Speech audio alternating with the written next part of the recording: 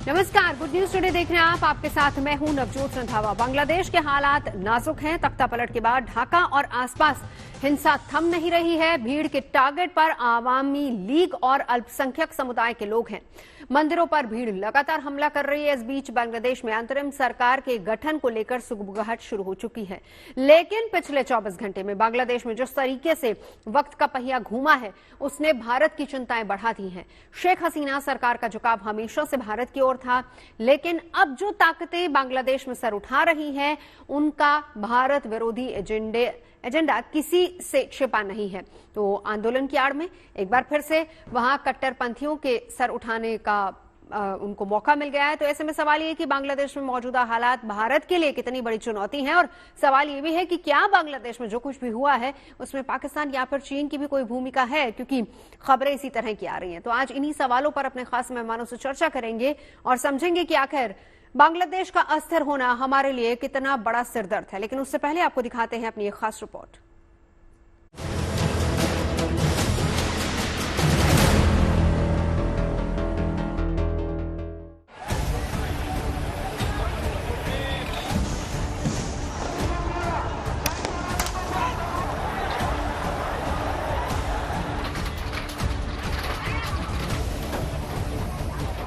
बांग्लादेश में जो छात्र आंदोलन आरक्षण के खिलाफ शुरू हुआ था, क्या वो बांग्लादेश की बर्बादी की वजह बनने जा रहा है? बांग्लादेश से आ रही हर एक तस्वीर अभी तो यही बयां कर रही है। लग तो यही रहा है कि शेख हसीना को पद से हटाने के बाद बांग्लादेश के प्रदर्शनकारी अब अपने मुल्क को कट्टरपंथ की आग में झोंकने पर आमादा हो गए हैं। हाल ये है कि बांग्लादेश में आवामी लीग के दफ्तरों में आग लगाई जा रही है। अल्पसंख्यकों को निशाना बनाया जा रहा है और हिंदू मंदिरों को तहस नहस किया जा रहा है। ऑलरेडी बांग्लादेश हिंदू बुद्ध क्रिश्चियन ऐक्य परिषद है और 45 प्लेस में हिंदू टेम्पल, हिंदू संख्यालघु हिंदू जनगोष्ठी का ऊपर है हमला हुआ, अटैक हुआ। 2-3 हिंदू लीडर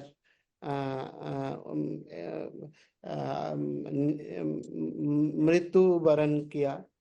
तो इस्कॉन मेहरपुर है,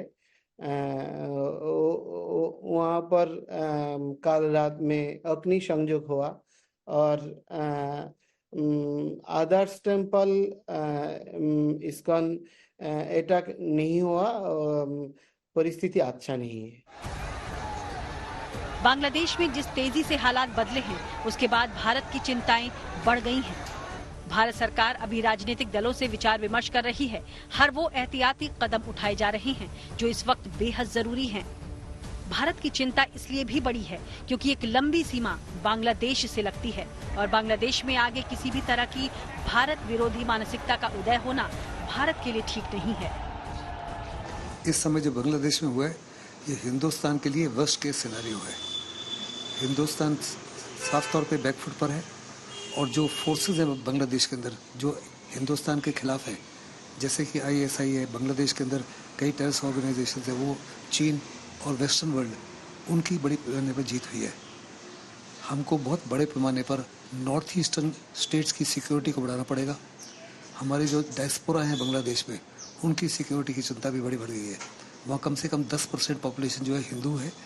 उनके टेम्पल जलाए जा रहे हैं, उनकी प्रॉपर्टी लूटी जा रही है, उनके ऊपर भी घात लगा के हमले किए जा रहे हैं। बांग्लादेश से जिस तरह की तस्वीरें आ रही हैं, वो भारत के लिए किसी भी तरह से अच्छी कही नहीं जा सकती। बांग्लादेश में लंबे वक्त तक सत्ता में काबिज सरकार भारत के करीब रही है, लेकिन अब बांग्लादेश में उन लोगों का जोर नजर आ रहा है जिनका झुकाव कट्टरपंथ की ओर है और सड़कों पर जो ताकतें हिंसा कर रही हैं, उन्हें शुरू से ISI की कठपुतली माना जाता है।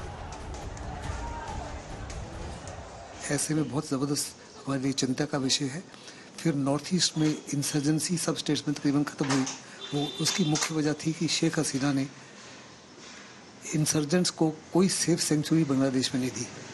अभी आने वाली सरकार जो है, क्या उनकी सेफ सेंचुरी रोक सकेगी या नहीं, ये तो मैं नहीं जानता, लेकिन बहुत बड़े पैमाने पर ये विक्ट्री है। एंटी इंडियन फोर्सेस की, जिसमें ISI और चीन का मुख्य रोल है। भारत इस वक्त बांग्लादेश की हालात पर नजर गड़ाए हुए है। यही नहीं, भारत की दिलचस्पी उस अंतरिम सरकार को लेकर भी है जिसका गठन बांग्लादेश में होना है।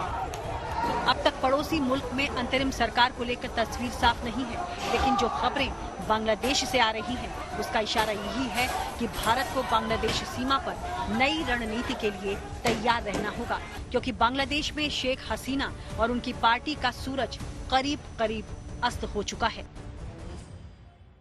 दोबारा राजनीति में वापस नहीं आएंगी शेख हसीना, पर यह भी क्वेश्चन है कि दोबारा बांग्लादेश वापस जाएंगी। राजनीति में हो ना हो, पर क्या वो बांग्लादेश वापस जा सकती हैं? मेरे को फिलहाल के लिए तो वो भी चांस बहुत कम लग रहा है। That is one. सेकेंडली, ये जो BNP पार्टी के तारिक हैं, ये लंदन में थे, इनके खिलाफ केसेस हैं, ये वापस आएंगे ऑब्वियसली। और ये प्रधानमंत्री तब बन पाएंगे ना जब इलेक्शन होगी। तो अभी कुछ वक्त लगेगा इलेक्शन होने में, उसकी प्रतिक्रिया तैयारी करने में। जितनी जल्दी हो जाए उतना अच्छा है डेमोक्रेसी के हिसाब से। परंतु हाँ, जब भी इलेक्शन होगी तो चांस तो यही है कि BNP के जो लीडर है वही प्राइम मिनिस्टर बनेगा। बांग्लादेश के मौजूदा हालात की वजह भले ही शेख हसीना को माना जा रहा हो, लेकिन बांग्लादेश में बिगड़े हालात के लिए पाकिस्तान की ISI और चीन की दखलंदाजी वाली थ्योरी भी चर्चा में है। पूर्व प्रधानमंत्री शेख हसीना शुरू से ही पाकिस्तान की आंखों में खटकती रही हैं और उन्हें हटाने के लिए ISI काफी दिनों से एक्टिव भी थी। यही नहीं, जिस तरह से हाल में चीन और शेख हसीना के रिश्तों में खटास आई थी, उसके बाद से ही उनके खिलाफ बांग्लादेश में माहौल बनने लगा था। ऐसे में अगर वाकई चीन और पाकिस्तान वाली थ्योरी सही है तो ये भारत के लिए और भी चिंता की वजह है। Bureau report, good news today. और ये भी बताएं कि अब से थोड़ी देर पहले पूरे मामले पर विदेश मंत्री एस जयशंकर ने भी राज्यसभा में कहा है। उन्होंने भी बताया कि किस तरीके के हालात हैं वहां पर। उन्होंने क्या कुछ कहा राज्यसभा में, सुनवाते हैं आपको। We are in close and continuous touch with the Indian community in Bangladesh through our diplomatic missions. There are an estimated 19,000 Indian nationals there, of which about 9,000 are students. The bulk of the students, however, have already returned to India in the month of July on the advice of the High Commission. और बांग्लादेश में जिस तरीके से लोकतांत्रिक सरकार को प्रदर्शनकारियों ने खदेड़ा है, उससे दक्षिण एशिया में हलचल है। और भारत में इस मामले पर केंद्र की अगुवाई में सभी दलों की एक बैठक भी हुई है। सभी ने अपनी चिंताएं जाहिर की और साथ ही सरकार के साथ खड़े होने का भरोसा भी दिया है। इमीडिएट नेबरहुड में ये हुआ है और मैं चाहूंगा कि हमें सावधानी के साथ साथ एक विश्लेषण भी बेहतर करना होगा, क्योंकि हमारी एक बहुत बड़ी सीमा बांग्लादेश से लगती है और ऐतिहासिकता भी है, रिश्तों की भी ऐतिहासिकता है। दूसरे नेबर के मुकाबले बांग्लादेश के साथ हमारे रिश्ते हमेशा कमोबेश एक बेहतर स्वरूप लेके रखा है इसने। ऐसा है कि बांग्लादेश की परिस्थिति बड़ी संवेदनशील है, गंभीर परिस्थिति है। जिस तरह के हालात उस देश में बने हैं वो पूरी दक्षिण एशिया के लिए और पूर्व एशिया के लिए चिंताजनक है। मेरा मानना तो बहुत साफ है। ऐसे ही समय इंदिरा गांधी याद आ जाती है, जब भारत के रिश्तों के साथ उन्होंने कोई समझौता कभी भी ना अमेरिका से किया ना कहीं किया, और चाइना हमेशा भारत के रिश्तों के बीच में पैर अड़ाती रही है। बांग्लादेश में तख्ता पलट हुआ है, वहाँ के राष्ट्रपति रही वो भारत में आकर के शरण ली है। मोदी जी की सरकार है, अपने एक एक नागरिकों के हितों को ध्यान में रखने वाली सरकार है। सरकार सबसे बातचीत कर रहे हैं और हम देशवासियों को भी और जो बांग्लादेश में रह रहे हमारे हिंदू भाइयों को भी कहना चाहते हैं कि सरकार की पूरी नज़र है, ध्यान में है, आश्वस्त रहें, सरकार उनके साथ में है। ये न भूलना कि बांग्लादेश की निर्मित भी स्वर्गीय इंदिरा गांधी जी ने की है, वो लड़ाई से है। लेकिन आज जो वहाँ स्थिति है वो बहुत भयानक है। ऐसी स्थिति में अपने देश ने उसको दखल अंदाज नहीं कर सकते हैं। बहुत दुखदायी है कि लोकतंत्र नाम की चीज भी कहीं भी आसपास के देशों में देखते हैं, पाकिस्तान में देख लो, अफगानिस्तान में देख लो, जितने भी कंट्री हैं उसमें इस प्रकार से वातावरण निर्मित किया जाता है। मुझे लगता है कि ये एक संदेश देता है कि हमारा लोकतंत्र बहुत मजबूत है। तो खास मेहमान हमारे साथ जुड़ चुके हैं, परिचय कराती है जेके त्रिपाठी साहब स्टूडियो में मेरे साथ मौजूद है, पूर्व राजनयिक हैं। रॉबिन सचदेव जी हैं, डायरेक्टर ऑफ इंडियन अफेयर्स और फॉरेन अफेयर एक्सपर्ट भी हैं, और साथ ही साथ कर्नल दिनेश नैन हमारे साथ है, डिफेंस एनालिस्ट हैं, और हमारे साथ मेजर जनरल जेके बंसल साहब भी हैं। शुरुआत जेके बंसल साहब आप ही से करते हुए, बांग्लादेश में जो इस वक्त हालात हैं, क्या संकेत भारत के लिए? भारत के लिए संकेत अच्छे नहीं हैं। भारत के लिए शॉर्ट टर्म संकेत हैं, प्रॉब्लम्स हैं, लॉन्ग टर्म्स हैं। सबसे बड़ी हमारे लिए सिक्योरिटी की प्रॉब्लम है। हमारा 4000 किलोमीटर का बॉर्डर जो है वो बांग्लादेश के साथ लगता है, और पहले ही घुसपैठी आते रहते थे, अभी तो और भी ज्यादा आने की संभावना है। अगर वहां से रिफ्यूजी आएंगे उनका भी इन्फ्लक्स शुरू हो जाएगा।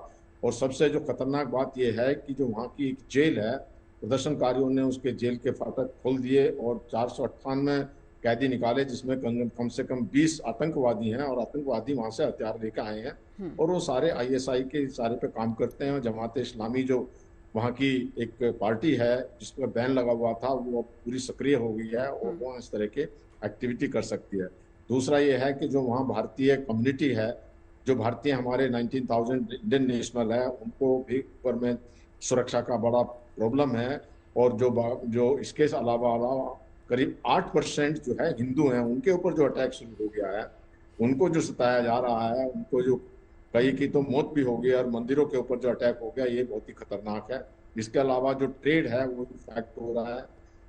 और बाकी लॉन्ग टर्म में अभी किस प्रकार की सरकार यहाँ आती है और कैसी स्थिति रहेगी, वो बहुत जरूरी है। लेकिन जो अभी लग रहा है, वहाँ खालिदा जिया जो कि अपोजिशन लीडर है, वो भी नजरबंद थी, उसको रिहा कर दिया गया है। वो एंटी इंडिया उसकी पॉलिसी रहती है। उसने 72 में जब एक हमारी मित्रता की संधि हुई थी, उससे वो नाखुश थी, उसने स्लेवरी बोल दिया था। इसी प्रकार से 96 में जब गंगा वाटर की बात हुई थी, तब भी उसने ऐसे बोल दिया था। 2013 में जब हमारे के जो प्रेसिडेंट मुखर्जी वहां पे गए थे, उनसे मिलने को इनकार कर दिया था। इस तरह की स्थिति को आप देखते हुए, उनका IS के साथ में गठबंधन है, जमात इस्लाम के साथ गठबंधन है, तो ये भारत के लिए अच्छे संकेत नहीं है, भारत के लिए बहुत ही चिंता का विषय है। बिल्कुल त्रिपाठी, ये चिंता इसलिए भी बढ़ जाती है क्योंकि देखिए, कहीं ना कहीं जो हाल फिलहाल में चुनाव हुए, पहले उसमें धांधलियों की बहुत सारी शिकायतें आई।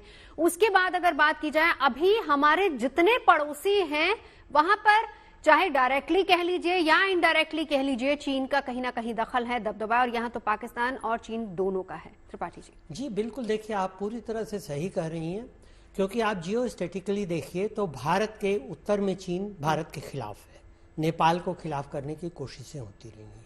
पश्चिम में पाकिस्तान स्वतंत्रता के साथ ही खिलाफ रहा है। दक्षिण में मालदीव और श्रीलंका के साथ हमारे रिश्ते ऊपर नीचे होते रहे हैं, कभी ठीक कभी खराब। ले दे के पूर्व में हमारे रिश्ते बांग्लादेश के साथ हसीना शेख के नेतृत्व में उनकी सरकार के दौरान काफी अच्छे रहे हैं।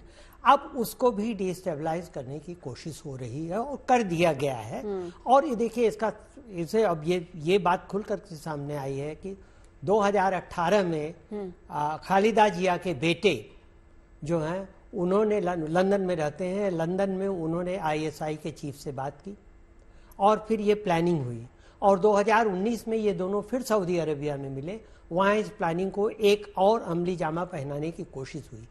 ध्यान रखिए कि ये वही वक्त था जब आरक्षण के खिलाफ, जब बांग्लादेश गवर्नमेंट ने आरक्षण खत्म कर दिया था, और फिर 21 में आरक्षण खत्म करने के फैसले के खिलाफ आरक्षण वालों ने जाकर के हाई कोर्ट में अपील की थी। अब जब 24 में इसका फैसला और उसके बाद सुप्रीम कोर्ट ने इसको बर्खास्त कर दिया, उलट दिया, आरक्षण खत्म कर दिया, तो कायदन स्टूडेंट प्रोटेस्ट खत्म हो जाना चाहिए था। लेकिन नहीं हुआ, क्योंकि ये स्टूडेंट प्रोटेस्ट था ही नहीं। ये आई वॉश है एक तरीके से, ये आई वॉश था।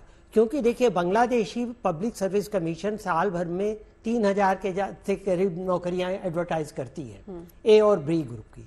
ये रिजर्वेशन सिर्फ A और B ग्रुप के लिए था, सरकारी नौकरियों के लिए। 3000 में 900 लोग अगर इस आरक्षण का फायदा उठाते तो 900 लोगों को आना चाहिए था, लेकिन किसी भी साल 200 से ज्यादा लोग इसका फायदा नहीं उठा पाए। तो इसलिए कुल मिलाकर के ये 1.5-2 करोड़ युवक, नौकरी योग्य युवकों में 200 लोगों की बात थी, इतना बड़ा कोई मुद्दा नहीं था जिसके लिए इतना बड़ा, यानी पूरी प्लानिंग के साथ पूरी प्लानिंग ये किया गया। रविंद्र जी, भारत और बांग्लादेश के रिश्तों में, क्योंकि देखिए अब अंतरिम सरकार कैसी होगी कैसी नहीं होगी, इसको लेकर बहुत सारी अटकलें हैं। कहा जा रहा है कि उसमें खालिदा जिया की बहुत बड़ी भूमिका हो सकती है, और अगर ऐसा होता है सेना की क्या भूमिका उसमें रहेगी, ये सारी चीजें हैं, स्पेकुलेशंस है। लेकिन फिर भी अब अंतरिम सरकार अगर बनती है, आने वाले समय में भारत और बांग्लादेश के रिश्ते कैसे रह सकते हैं, फर्क कितना आ जाएगा? देखिए, कुछ तो गैप आएगा, डेफिनेटली फर्क आ गया, but on the other and I think Bharat और बांग्लादेश के रिश्ते, इंडियन गवर्नमेंट एक प्रोफेशनल रूप से बांग्लादेश के साथ एंगेज करती रहेगी, राइट। सबसे पहले तो बांग्लादेश आर्मी के साथ, अथॉरिटीज के साथ, क्योंकि हमारे जो इंडियन सिटीजन हैं वहां पर, राइट, 19,000 थे, शायद 1909 वापस आ गए, 10,000 तो इंडियन सिटीजन है, शायद इंजीनियर्स, टेक्नीशियंस, स्टूडेंट्स इत्यादि। तो उनकी सेफ्टी का नंबर 1 आई थिंक गवर्नमेंट को है। तो उसके लिए एक working relationship definitely Bangladesh army के साथ हम आई थिंक कम्युनिकेट करेंगे। सेकेंडली, जो ये इंटरिम गवर्नमेंट बनेगी, अब यस ये गवर्नमेंट शायद लग रहा है कि टेक्नोक्रेट्स की बने, प्रोफेशनल्स हो, इकोनॉमिस्ट हो, कहा जा रहा है कुछ एक्स पुलिस, एक्स सिक्योरिटी वाले भी, या आर्मी के, या जज वगैरह, कुछ एमिनेंट सिटीजन मान लीजिए देश के, राइट। मोहम्मद यूनुस जो नोबेल प्राइज जीते हैं, शायद वो प्राइम मिनिस्टर बना दिया है। पर इंटरिम गवर्नमेंट का रोल होगा क्या? या तो उनका होगा कि कुछ इमीडिएट पॉलिसी डिसीजंस लो, जैसे ये रिजर्वेशन के मुद्दे को लेके, इकोनॉमिक मुद्दे को लेके, महंगाई बहुत बड़ा मुद्दा है, उन चीजों को लेके शायद कुछ एड्रेस करेगी। बट इंटरिम गवर्नमेंट का रोल तो ये होना चाहिए ना, देश को तैयार करें इमीडिएट इलेक्शन के लिए, राइट। तो आर्मी उस समय तक और आगे भी रहेगी जब तक ये इलेक्शन नहीं होती। बट इसमें एक और बात है, आर्मी की क्या मंशा है? इंटरिम गवर्नमेंट तो उन्होंने बिठा दी, बट क्या उन्हें लगता है कि अभी भी माहौल नहीं है इलेक्शन के लिए, या वो खुद सत्ता अपने हाथों में रखना चाहते हैं? तो अभी आई थिंक कहना ये मुश्किल है, बट ये तो क्लियर दिखता है कि अगले कुछ महीनों तक बांग्लादेश के अंदर आर्मी का रोल अहम रहेगा।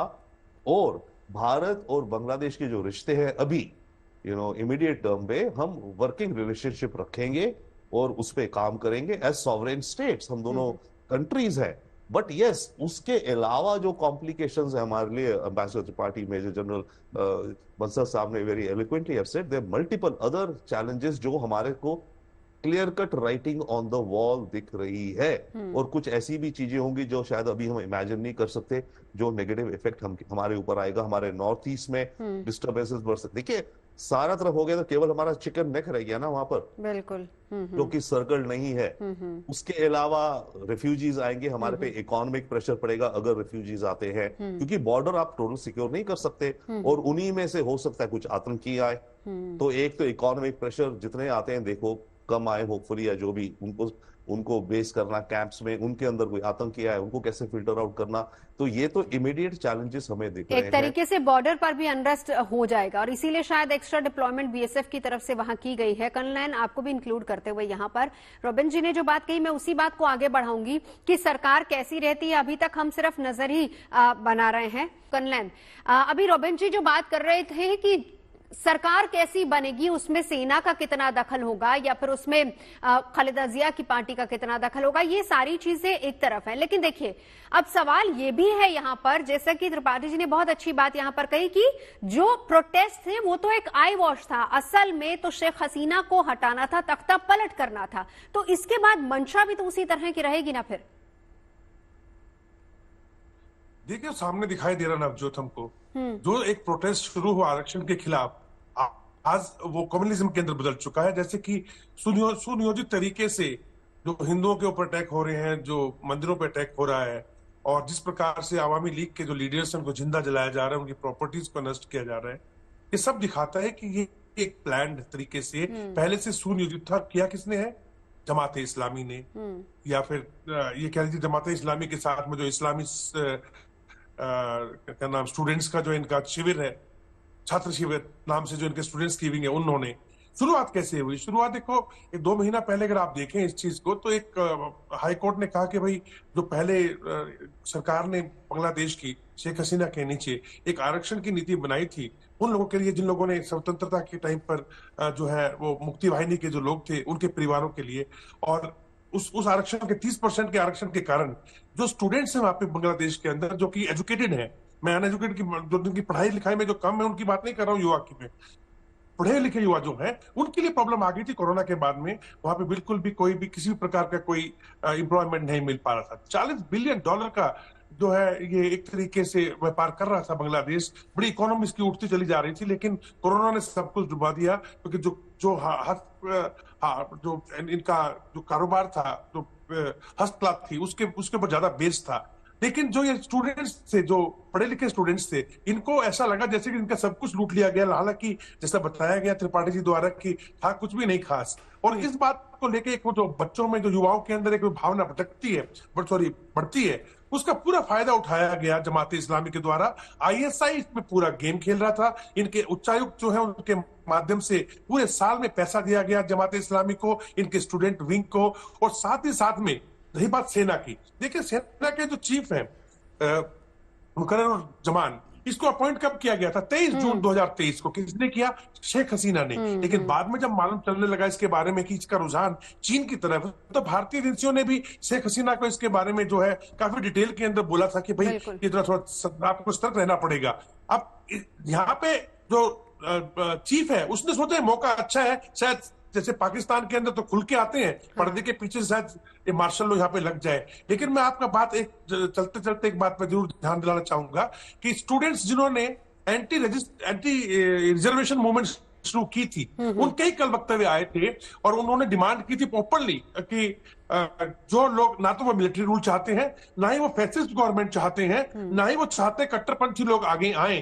तो ये मामला कुछ और हल्का हल्का धीरे धीरे कुछ और रंग लेगा। बिकॉज एक तरफ जहां जमाते इस्लामी और कट्टरपंथी लोग अपने इरादों को पूरा करने में लगे हैं, सेना को लग रहा है कि उसका इरादा पूरा नहीं होगा, वहीं दूसरी ओर से जो असली लोग थे, जो स्टूडेंट्स थे, जिन्होंने मूवमेंट स्टार्ट की, उनकी जो डिमांडें सामने आ रही हैं, अब उनके ऊपर बांग्लादेश के अंदर क्या रिएक्शन होने वाला है, इस पे हमारी नजर जरूर रहनी चाहिए। रही बात शेख हसीना की, देखिए शेख हसीना को हमने शरण दी, अपने पास रखा। मेरा मानना है बेशक यूके उसको मना कर दे, USA के प्रेशर में आके जो भी है कि वो शरणार्थी ना बनाए, लेकिन भारत के साथ शेख हसीना ने हमारे साथ में जो संबंध बनाए, भारत के संबंध बांग्लादेश के साथ रहे, हमारी जो इतना जो हमारा ईस्ट बॉर्डर के ऊपर से जो इतना हमारा लोगों को रोका इन्होंने, जो अंदर घुसते थे बांग्लादेश, इधर अटैक करते थे, बांग्लादेश चले जाते थे, वापस आते थे, हरकत गलत करते थे, हिंदुस्तान में फिर चले जाते थे, वहां मदद किया। जो पूरा ट्रेड है उसको बढ़ाया, बहुत बड़े लेवल पे हमारी ट्रेड बढ़ी है इनके साथ में। और जो देश है, चीन और अमेरिका जैसे देशों को बेस बनाने से रोका। पिस्ता का जो प्रोजेक्ट है $1 बिलियन का, चीन को ना देख करके हमको दिया। तो ऐसे नेता को अगर किसी ने साठगांठ करके उसके साथ गलत किया हो, इस टाइम पे हमें साथ देना चाहिए, क्योंकि अगर हमको रखें या ना रखें, जो कुछ बांग्लादेश में हो रहा है वो तो होगा ही। बिल्कुल। मेजर जनरल JK बंसल साहब, इसी पर एक रिएक्शन मैं आपका भी चाहूंगी। जी देखिए, जो रिएक्शन जो आप चाहती हैं, मेरे ख्याल से कि हमारा कैसा ट्रीटमेंट होना चाहिए या उनके साथ में दोनों में सर, दोनों में, एक तो शेख हसीना और दूसरा अगर इंटरिम गवर्नमेंट वहां पर बनती है, खालिदा जिया की बनती है, जिस किसी की भी बनती है, उसमें सेना का दखल होता है नहीं होता, तो भारत का स्टैंड क्या होना चाहिए दोनों में? देखिए, जो दखल तो सेना का रहेगा, इसमें तो कोई डाउट की बात ही नहीं है। तो ये तो जो कल क्लियर हो गया है। अगर जो एड्रेस किया था वहां के चीफ ने, चीफ के बजाय प्रेसिडेंट भी एड्रेस कर सकता था, लेकिन चीफ ने किया, तो सेना का दखल तो रहेगा डायरेक्टली इनडायरेक्टली। और जहां तक रही इस बात का कि अगर इस जो इंटरिम गवर्नमेंट है उसमें तो सारे कट्टरपंथी हैं, चाहे आप BNP ले लीजिए या जमात इस्लामी ले लीजिए, वो तो है। अगर जैसे कहा गया कि अगर वहां पर जो स्टूडेंट का रुख है कि वो एक जो डेमोक्रेटिक सरकार चाहते हैं, तो डेमोक्रेटिक में हो सकता है किसी डेमोक्रेटिक चेहरे को जब इलेक्शन हो और स्टूडेंट ने सपोर्ट किया और उनकी इच्छा है, तो तब कुछ दिन बाद हो सकता है। तो इसलिए वहां पर तो अभी इस तरह की बात है। जहां तक रहा शेख हसीना के लिए, डेफिनेटली उन्होंने हमारे देश के लिए, हमारे साथ उनके अच्छे संबंध थे, अभी उनको हमने शरण भी दिया है। लेकिन क्या होता है कि जो देश की पॉलिसी चलती है वो देश के इंटरेस्ट में चलती है, और इंटरेस्ट को देखते हुए ऐसा नहीं है कि हम एक पर्सनल, अगर उसमें कोई हमको बहुत खासा नुकसान हो रहा है, तो शायद गवर्नमेंट जो है एक ऐसा बैलेंस वो लेगी कि यहाँ उनको शरण दिया, उनको यहाँ पे रखेंगी, उनका जो फर्दर मूवमेंट है उसको जो फैसिलिटेट करेंगे। और जो सुनने में आया है कि भले ही वो लंदन ना जाए या UK ना जाए, फिनलैंड में भी उनके जाने की जो है एक चल रहा है, वहाँ पे उनके रिश्तेदार भी हैं, क्योंकि लंदन के अंदर में भी, UK के अंदर में बहुत सारे कट्टरपंथी जो वहाँ पे बांग्लादेशी हैं और यहाँ पे हमारे पास में ISI वगैरह। मैं यहाँ एक बात वो कहना चाहूंगा, आप जरा देखिए अभी US के अंदर में वहाँ के जो उनका एम्बेसी है जो बांग्लादेश की, वहां पर जो कट्टरपंथी और जो डेमोन्स्ट्रेटर घुस गए और घुस करके वहां से मुजीबुर रहमान की फोटो जो वैंडलाइज कर रहे हैं और जो उनके वहाँ ऑफिसर हैं उनकी बात नहीं मान रहे, तो वो ऐसा कर रहे हैं। लेकिन उसके बाद भी जो US की गवर्नमेंट है या जो वहाँ की पुलिस है उसके ऊपर कोई संज्ञान नहीं ले रही है। ये तो उनकी जिम्मेवारी बनती है कि वो US के अंदर में जो बांग्लादेश की एम्बेसी है उसको जो प्रोटेक्शन दे। तो ये इस तरह का जो है वो जाएंगे जी, वो UK में नहीं जाएंगे, अपने आप ही नहीं जाएंगे। ठीक है, इस पर त्रिपाठी जी मैं लूंगी आपका रिएक्शन। आप शायद थोड़ा सा डिसएग्री कर रहे हैं। बांग्लादेश में जिस तरीके से अनरेस्ट है उसी को लेकर चर्चा हम तमाम खास मेहमानों के साथ कर रहे हैं। हालांकि वेट एंड वॉच वाली पॉलिसी भारत को भी अपनानी होगी, देखना होगा कि किस तरह की सरकार बनती है, उस हिसाब से अपने स्टेप भारत की तरफ से उठाए जाएंगे। लेकिन त्रिपाठी जी एक बड़ा सवाल ये भी है कि वहां पर बड़ी संख्या अल्पसंख्यकों की भी है, अल्पसंख्यक हिंदू वहां पर रह रहे हैं और माहौल जिस तरीके से है वहां पर वो बहुत ज्यादा खराब है। क्या लगता है कि भारत को इसमें किसी तरह की दखल देना चाहिए? जी देखिए, मेरे ख्याल से बिल्कुल नहीं देना चाहिए, क्योंकि अगर हम कोई दखल देते हैं या कोई ऐसा कदम उठाते हैं जिससे कि वहां पर अभी मौजूद हिंसा हो रही, अनरेस्ट है, उसको और बढ़ावा मिलता है, तो इसका सीधा रिजल्ट ये होगा कि 1,38,00,000 जो हिंदू वहां रह रहे हैं अभी भी बांग्लादेशी नागरिक हैं, उनके ऊपर अत्याचार होंगे और कुछ मुस्लिमों पे भी होगा और लोग भाग के आना शुरू कर देंगे और ये लोग लीगली नहीं आएंगे। अभी तो सिर्फ टारगेट उन्हीं को किया जा रहा है खबरों में। हाँ, अभी उन्हीं को टारगेट किया जा रहा है। ये तो खैर मॉब मेंटेलिटी है। हाँ। ये जितनी भीड़ है ये सब कोई डेडिकेटेड प्रोटेस्टर्स नहीं है। ये तो ऐसे हैं कि 100 लोगों में से 20 डेडिकेटेड होते हैं, बाकी मजे लेने के लिए चले जाते हैं कि प्राइम मिनिस्टर के बेड पे लेटे, उनके फर्नीचर वो करें, उनके किचन में खाना खाएं। ये हमने श्रीलंका में देखा, ये हमने पाकिस्तान में देखा जब 7 मई को हुआ, ये हमने व्हाइट हाउस में कैपिटल हिल में देखा। तो ये मॉब मेंटालिटी होती है, इसको तो हम नहीं रोक सकते तुरंत। शायद इसीलिए सेना भी अभी थोड़ा सा ढीली पड़ी हुई है कि एक बार ये वेंट निकल जाने दीजिए, उसके बाद उन पर बात करेंगे। लेकिन अभी हमारा प्रयत्न पूरा यही होना चाहिए कि अभी हम चुप रहें और जो भी सरकार आ रही हो, मेरे ख्याल से तो एक ऑप्शन भी वहाँ ज़्यादा नहीं है, क्योंकि 2 ही ऑप्शन थे, अवामी लीग या BNP। अवामी लीग की कमर तोड़ दी गई है, उसकी नेता भाग गई है। BNP आ सकती है और BNP जो है वो एकदम एंटी इंडिया है और उसका साथ मिल गया, जिसको कहते हैं करेला नीम चढ़ा, उसका साथ मिल गया हमें जमात इस्लामी का। तो अभी हमें यही है वेट एंड वॉच करना और ये देखना है कि जो सरकार आती है उसको हम ये समझाने की कोशिश करें कि देखिए हमारे यहाँ जो हमारे हिंदू वहाँ रह रहे हैं वो आपके नागरिक हैं, वो आपके खिलाफ नहीं है। या जो हमारी फ्लोटिंग पॉपुलेशन भी 9,000 है या जितनी रह जाएगी वो भी आपके खिलाफ नहीं है। जो हमारा इन्वेस्टमेंट है $8 बिलियन, $8 अरब का, वो भी अवामी पार्टी, अवामी लीग या BNP के साथ या खिलाफ नहीं है। वो सिर्फ बांग्लादेश के लोगों के लिए है, उनके फायदे के लिए है। और मेरे ख्याल से तब ये अगर हम समझाने की कोशिश करें तो हम सफल भी हो जाएंगे। जैसे अफगानिस्तान में उदाहरण के तौर पे हमने अफगानिस्तान की तालिबान सरकार को मान्यता नहीं दी है, लेकिन हम उनको ये समझाने में सफल रहे कि हमारे जो प्रोजेक्ट्स हैं वो वहाँ की जनता की भलाई के लिए हैं, उनको न डिस्टर्ब किया जाए। और तालिबान ने कहा है कि हम उनको डिस्टर्ब नहीं होने देंगे। तो ये हो अभी तो देखे कुछ न कुछ तो वायलेंस होगी, कोलेटरल डैमेजेस तो होंगे, लेकिन उसको और न बढ़ने दे, इसलिए हमें अभी चुप रहना चाहिए। और शेख हसीना को शरण देने के मामले पे भी हमें सख्त होना चाहिए, उनसे नम्रतापूर्वक बता देना चाहिए अगर वो कहती हैं। मेरे ख्याल से उनको भी ये पता है कि वो शायद नहीं कहेंगी, लेकिन अगर वो शरण मांगती हैं तो उनको नम्रतापूर्वक बता देना चाहिए कि नहीं, अभी ऐसी हालत में जब 1.5 करोड़ हिंदुओं की जिंदगी स्टेक पे है तो शरण की बात हम नहीं कर सकते। क्योंकि एक चीज देखिए साफ है, कितना भी हमारी दोस्ती रही हो, कुछ रही हो, 15 साल, 20 साल, 50 साल रहा हो, लेकिन कूटनीति में राष्ट्रीय हित सर्वोपरि होता है। सर्वोपरि है, बिल्कुल। और राष्ट्रीय हित अभी हमारा यह है कि जो भारतीय मूल के लोग वहाँ हैं, जो अभी हिंदू आबादी है, जो हमारे वहां पे इन्वेस्टमेंट है, जो हमारा ट्रेड हो रहा है $13 अरब का प्रतिवर्ष, उसको खतरा न पहुंचे, उसको जितना खतरा पहुंचा उससे ज्यादा खतरा न पहुंचे। इसलिए मैं जब बड़े उसके लिए बड़ी बुराई से बचने के लिए छोटी बुराई कर लेनी पड़ती। ठीक है रॉबिन जी, आइडियोलॉजीज अगर अलग भी होती हैं तो फिलहाल तो देखा जाए तो सेना के हाथ में पूरा कंट्रोल है। अगर अंतरिम सरकार बनती है, किस तरीके से भारत की पॉलिसीज होनी चाहिए कि कम से कम एंगेज करके उनको रखें?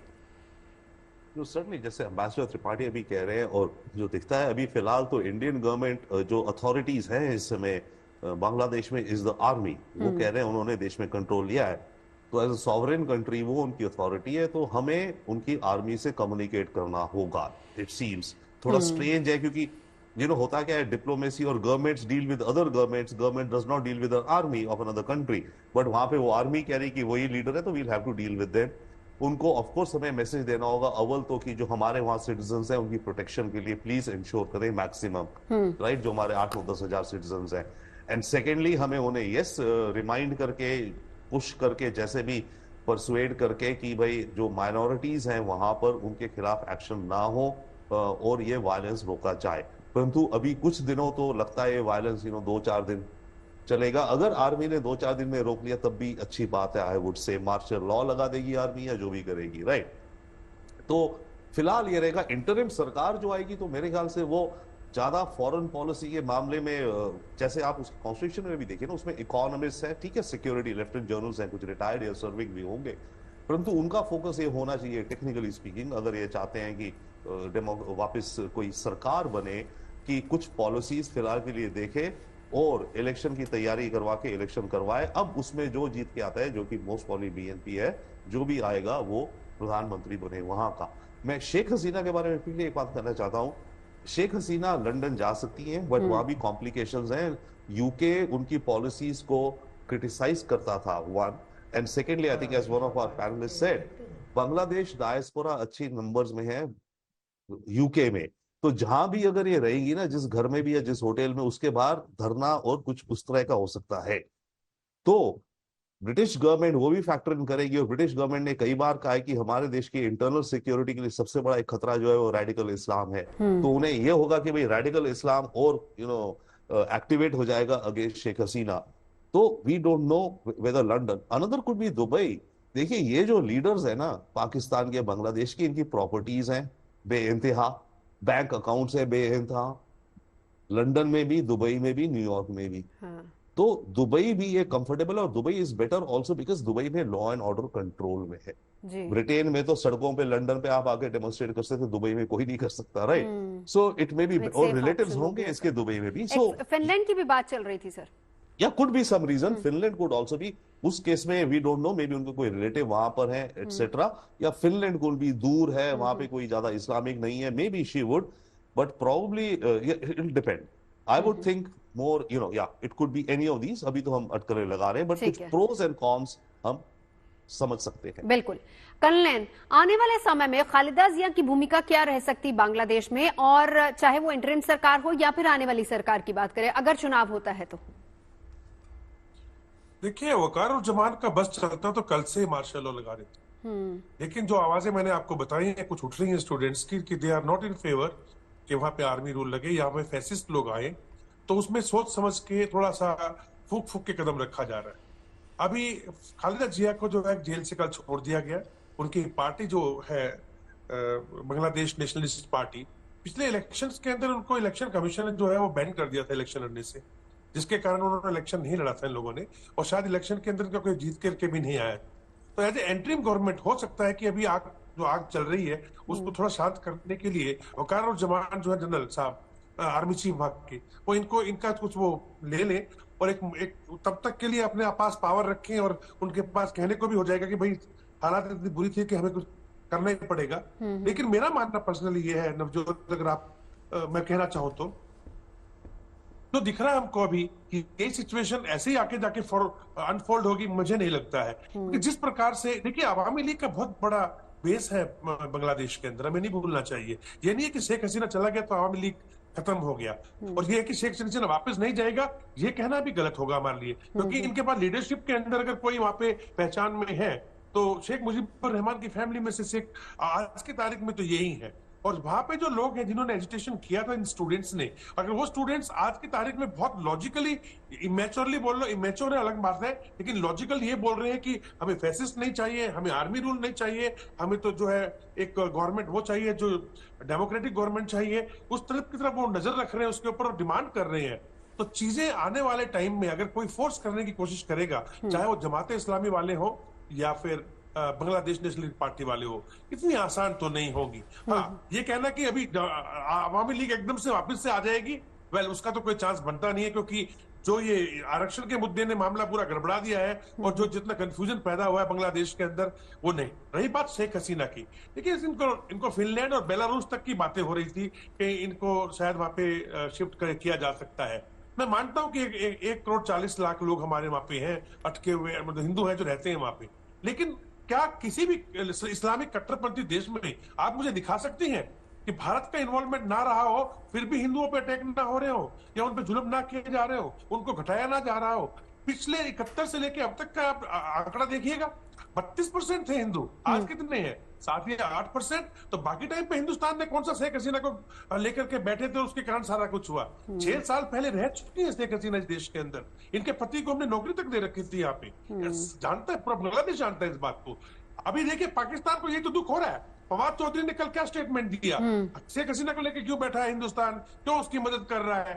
तो जिन लोगों ने ये पूरा खेल रचा है उनको तकलीफ तो हो ही रही है ना, तकलीफ उनको होगी, लेकिन जहां तक भारत का सवाल है, ये नहीं भूलना चाहिए, शेख हसीना ने ना सिर्फ यूएसए, ना सिर्फ चाइना, ना सिर्फ पाकिस्तान, ना सिर्फ कट्टरपंथी जमाते इस्लामी, ऐसे लोगों के खिलाफ भारत के इंटरेस्ट को सर्वोपरि रखा बांग्लादेश के अंदर। बिल्कुल। जेके बंसल साहब, वही बात आती है कि अब शेख हसीना का भविष्य क्या है? क्या कोई गुंजाइश बचती है कि वो वापस बांग्लादेश जाएं हालात सुधरने के बाद, या फिर वो देश वापस नहीं जा सकती? देखिए अभी जो है इस समय तो नहीं जा सकती, वहां पर बहुत अभी जिस तरह का माहौल है, उनके बेटे ने खुद जो अमेरिका में उन्होंने कहा था कि आपको अपने देश में यहाँ पे नहीं रहना चाहिए, अभी छोड़ दो, हालांकि वहीं पे रहना चाहती थी। दूसरा ये है कि 1-2 साल के बाद में हो सकता है वो सोचें, उनकी उम्र अभी 77 ईयर्स है, तो जो एक उम्र के हिसाब से भी उनके अंदर में उतनी एनर्जी रहेगी या नहीं रहेगी, ये भी देखने वाली बात है। और ये सब डिपेंड करता है कि माहौल कैसा होता है। जैसा कि नैन साहब ने भी कहा और रविंद्र साहब भी कह रहे हैं, अगर वहां पर जो है एक डेमोक्रेटिक गवर्नमेंट चाहते हैं और स्टूडेंट और आवाम चाहती है और उनको उनका लिए माहौल अच्छा बनता है और उनको लगता है कि हाँ मेरे लिए सपोर्ट है, और जो लॉजिकली अगर स्टूडेंट्स सोचते हैं और जो वहाँ पे कि भी यही एक डेमोक्रेटिक चेहरा हो सकती है, अवामी लीग एक डेमोक्रेटिक गवर्नमेंट दे सकती है, बाकी कट्टरपंथी हैं और उन्होंने इस बांग्लादेश को बनाया, उनके फादर ने बनाया, तो हो सकता है दोबारा ऐसी स्थिति बन जाए कि वो आ जाए। मुझे नहीं लगता अभी हाल फिलहाल 1-2 साल में उनका जाना कुछ वहाँ पे रहेगा, और जब इलेक्शन होंगे तो माहौल के ऊपर डिपेंड करता है कैसा माहौल वहाँ पे बनता है और उनकी सुरक्षा की कितनी व्यवस्था होती है। ये बड़ा एक खतरनाक खेल होता है। अब आप देखिए, एक बार बेनजीर भुट्टो बाहर थी, लेकिन जैसे अपने कंट्री में आए उनको लाया गया, उनका मर्डर हो गया, वहां पे उनको एलिमिनेट कर दिया। तो इसमें यहाँ पे वो भी आ जाता है कि कुछ जो कट्टरपंथी लोग हैं, अभी जो वहां पे जमात इस्लाम है जिसको बैन किया हुआ था, अगर वो एक्टिव हो जाता है, उधर से बीएनपी है जिसको खालिदा जिया को जो नजरबंद करके रखा हुआ तो उनके दिमाग से वो बात नहीं जाएगी, और जब वो दिमाग में बात नहीं जाएगी तो इनकी जान को खतरा है। और खतरे में जो है कई बार अपने देश के अंदर में कंट्री भी सुरक्षा नहीं दे पाता है। जो टेररिस्ट लोग होते हैं उनसे सुरक्षा देना बहुत ही मुश्किल है।